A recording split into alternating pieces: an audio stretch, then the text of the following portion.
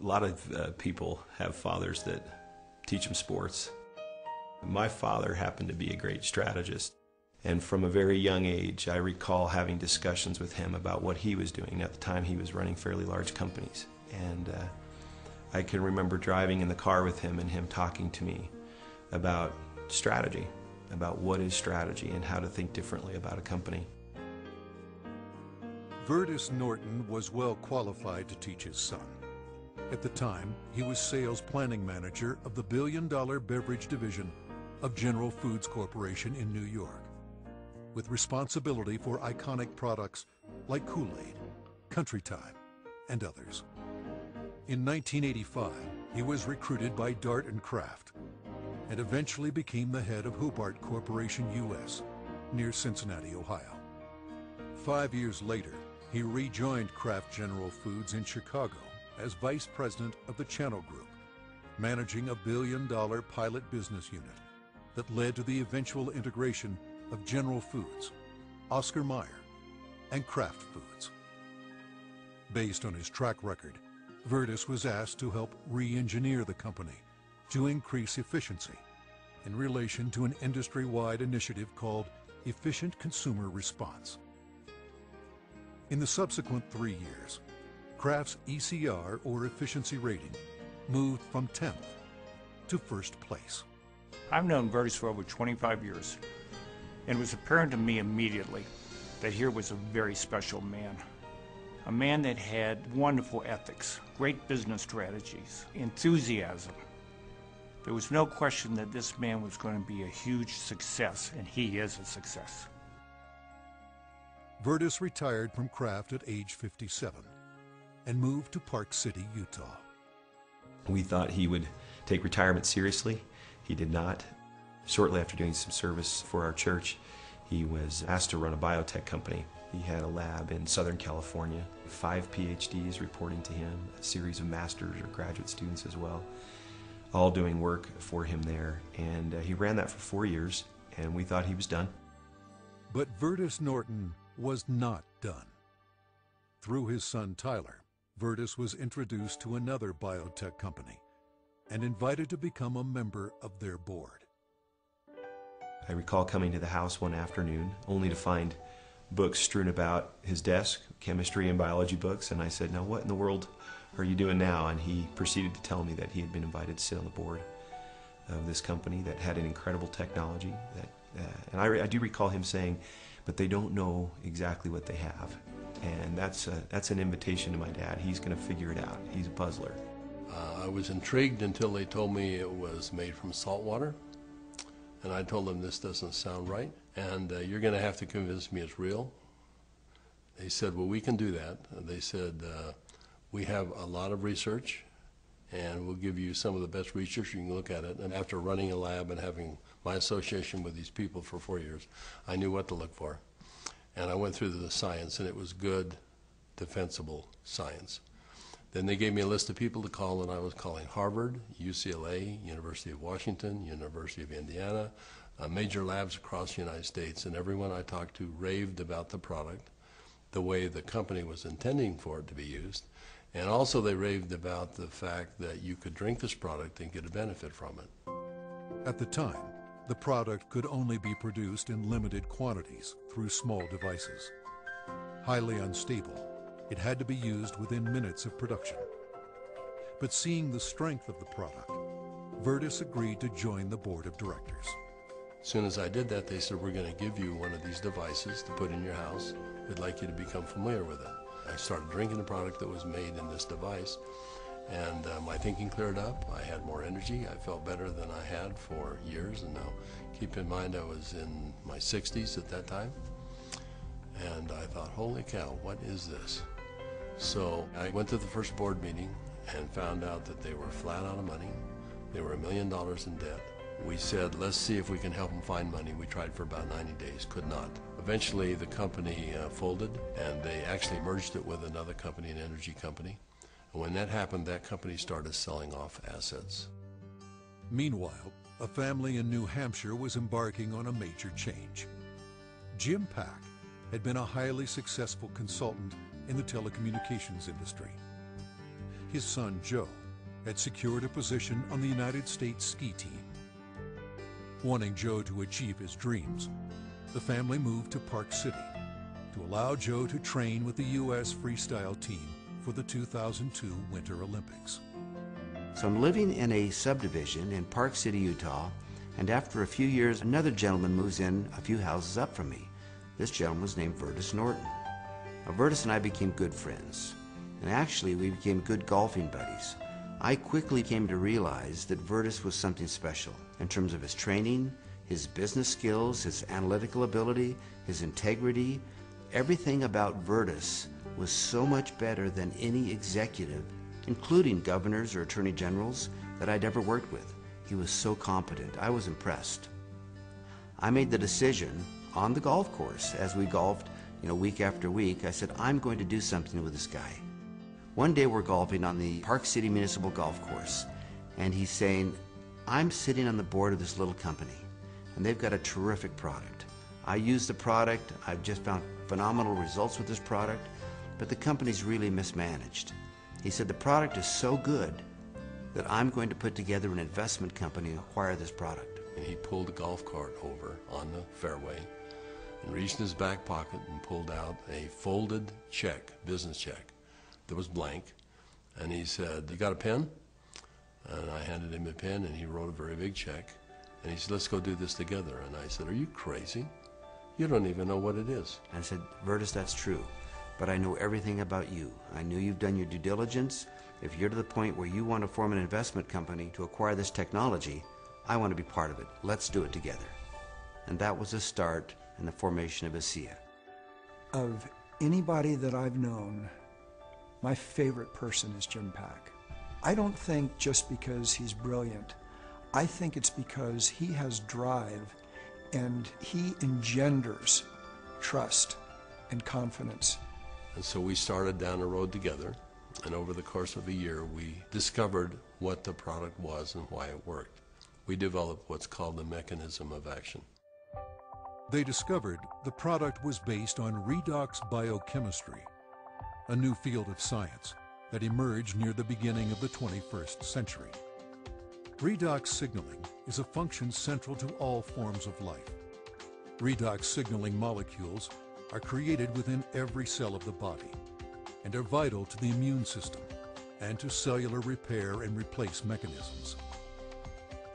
As one gets older, the body's ability to make these molecules decreases, a function of aging. The product provided a replenishing source of the exact redox signaling molecules the body creates, and in the same balance, enhancing cellular health. Knowing the product's shelf life was essential, Vertus and Jim challenged a team of researchers, including Dr. Gary Samuelson, to find a way to stabilize the product. We didn't know if it could be done, and we bought some equipment and kept making product over and over and over again, and we'd run it through the computer. And finally, after months, he finally came in and said, I think I've got the product stabilized. And we started testing it and found out that he had, in fact, stabilized the product. After stabilization had been achieved, Vertus and Jim met with a group of university scientists. We had told them that we had stabilized this mix of molecules, and they said, no, it can't be done. And we said, no, we have done it. And they said, no, it can't be done.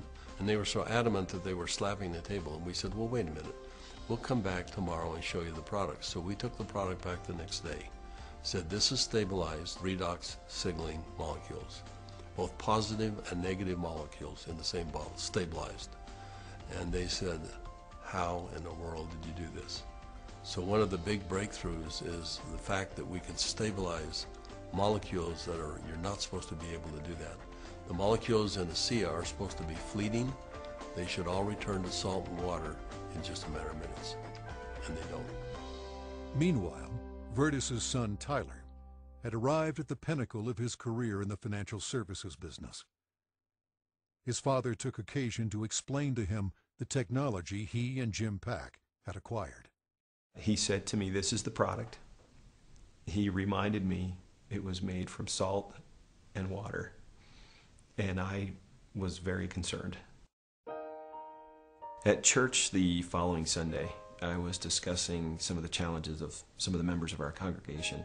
And I had a neighbor friend that we discussed the majority of that meeting, who, despite seeing a number of professionals and trying to solve a challenge that he had a significant issue, they were just not able to really help and find a solution for him. And it was then that this product popped into my mind. I wondered and asked, despite my doubts, could this help? Could this make a difference for him? I called Dad, and he said, of course it will help. Now, I didn't have that conviction at the time. He did, and he was willing to get some of that product. We got that product to my neighbor, and from that point forward, I felt confident that I had done my part. And given that I was still doubtful and even fearful, I kind of washed my hands from it. I think it was 3 months later when I received a phone call from the leader of our church, and he said, "Are you sitting down?" And I said, "Don't start a call like that. What's wrong?" And he said, "This is good news. Are you sitting down?" He proceeded then to tell me that he had just received some very good news, that my neighbor, whom we had given this product to months earlier, had received word that he was in fact improving and had improved a great deal. Of course, the question going through my mind was, well, did he drink this stuff? And that was what my church leader told me. He says, "That's why I'm calling. He drank all of it, and he's confident that it's had a huge effect on his situation." I called my neighbor, and I needed for him to tell me what he had experienced. And he was quiet for a minute, as I recall, and said, "Do you have any idea what I think this has done for me and for my family?" He began to tell me things that I've now heard multiple times over from people across all of North America, and how this product helped him and made a difference for his family. Frankly, this was a problem for me. This became a problem for me. It was my first indication that this could be real, this could be meaningful. By this point, Jim and my father had made a significant commitment to this product. They were moving forward. And I started to question kind of what I was doing, and feeling a need to get this product out to the world, watching the impact it was having. And I ultimately resigned in May of 2010 from a significant job, the job I'd spent the better part of 17 years getting to. And it was born of this sense and feeling that this product needed to be given to the world. I've known Tyler Norton for now over 20 years. He is a person who demonstrates integrity in all aspects of his business. He is able to motivate people to do things that are even beyond what they think they can do. You know, this came full circle for me about a few months ago. I happened to be out walking, and I looked ahead and saw a family coming towards me on the street. And as they got closer, I realized it was my neighbor that had been benefited by ASEA. And I happened to be on the phone, and so we weren't able to talk. I kind of waved as we acknowledged each other, and he reached in his back pocket and pulled out a sport pouch of ASEA, and then kind of subtly bumped his heart. And we didn't say anything, but I understood completely. It brought home the whole purpose of what we're doing. Now that the product was stabilized, Vertus and Jim began studying distribution models, retail, direct sales, internet, and network marketing. But first, they had a question. We actually wondered if people would drink a product that didn't taste very good, even if there was a perceived health benefit. And we said, let's find out. So we decided to find 40 people and create kind of a focus group, and we started giving it to them. We did that for about 2 months, and we said, let's go out and find out where we are with these 40 people. So when we went out and contacted them, we found out that the 40 people had turned into 135, and the product had been shipped to 20 different countries without our knowing it. And we said, well, we've got the answer we wanted. People will, I think, buy this product. When they determine that there is a perceived health benefit, they'll buy it. But in the meantime, we had contacted a friend, someone that Jim Pack knew and we had played golf with. And he was running a very big pharmaceutical company in New Jersey, about $10–11 billion. And he finally agreed to send a group of people out and spend some time with us and see what we had come up with. So 4 people flew out on a plane, and we met in the conference room we had on the west side of the city for the better part of a day. We spread out all of the research that we had out on the table. And these gentlemen ask all the right questions. They thoroughly went through all of the science that we had, and as they do that, they'd call back to their headquarters and ask questions. About 2 o'clock in the afternoon, they came to us, and they said, "We think you've got something really special here. We're going to write you a check that is large enough that you don't want to talk to anyone else. But there's a catch." And I said, "What's the catch?" And they said, "You've got to shut it down." And I said, "Shut what down?" And they said, "You've got 135 people on this product right now. Shut it down. People have problems all the time, and they deal with them as best they can. You're going to have to walk away." And that kind of took us back a little bit. In fact, I said, that seems a little harsh to me. And they said, "You want to work with us, you walk away." We said, "Well, we'll let you know." So we ushered them out of the building, and we huddled around the conference table. We came to realize that this had changed for us from a business play to something very important. This was a cause. This was a responsibility. We'd seen too many people helped by this product. We realized that the only option before us was network marketing. And in that conference room on that day, we made that decision to form a network marketing company. ASEA LLC opened its doors for business in July 2009 with just a handful of independent associates. Today there are tens of thousands, and their ranks are growing exponentially every month. In 2012, the company announced its entry into Europe, the first of many international steps to come. Every company has a vision, but for Vertus and I, our vision is just a little bit different given our age. This is not about making $1 million. This is about changing 1 million lives. One of my fondest memories is of a Meet ASEA meeting that we held in Lexington, Kentucky. We had a huge group of people that came, very impressive group, and a lot of people coming up talking about what ASEA had done for them personally.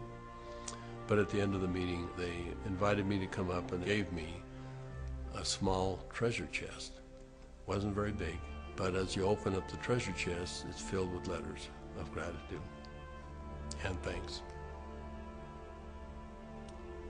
It meant a great deal to me. So we came back to Salt Lake City, and I asked our people to go out and find a treasure chest, which we have done, and we have it in the office, and we continue to add letters to it. I have the privilege of going around the country and talking to people about this product. And it's not uncommon at the end of a meeting to have a group of people line up and want to tell me, and really thank me, but more thank my dad and Jim for what they've done.